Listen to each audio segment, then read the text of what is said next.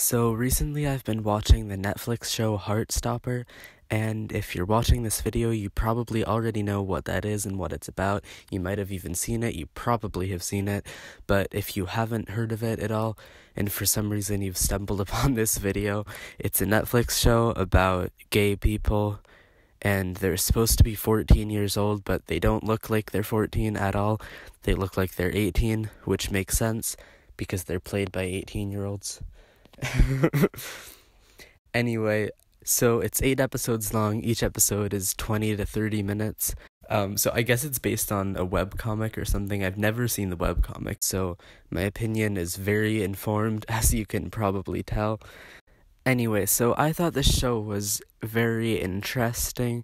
It wasn't really a show. It was more like a drug of pure, raw, wholesome, heartwarming energy. So if you're really in need of something heartwarming and wholesome to brighten your day or to brighten your mood, or if you've been in a rough patch and you just want to see a bunch of wholesome gay teenagers who look like they're 18 even though they're supposed to be 14, kissing each other and being awkward and cute around each other, then I guess you'd really, really like this show, because that's kind of what it is, and that's all it is too. It doesn't really get expanded upon any further than its initial premise.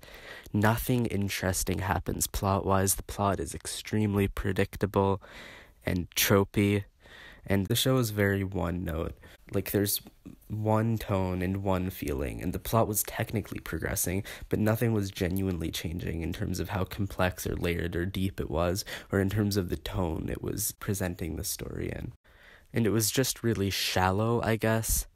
By the end of the 3rd episode, some of the moments are just really, really painfully cringeworthy, and some of the moments are genuinely pretty sweet. The writing for the show isn't that good, so sometimes it kind of fails at being the drug that it is, because it's just so cringe that you can't even enjoy it for being wholesome. None of the dialogue for the teenagers feels realistic at all. It all feels like it's just written there for the purpose of progressing the plot and making something that's sweet and wholesome and heartwarming. The acting is okay. I mean, the actors do the best job with what they're given, I think, which isn't a lot. It's not like they have to be incredible actors to be in the parts that they've been cast in for this show. But they were pretty good.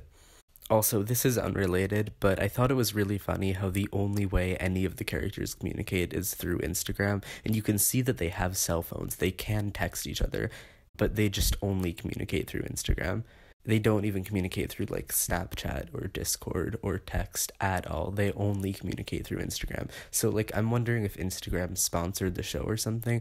A massive part of the show is just showing the characters either texting each other through Instagram or just scrolling through their Instagram feed, and it takes up so much of the time that it just makes you wonder if Instagram has some kind of role in, like, paying for this show's production or something. It just made me laugh a little.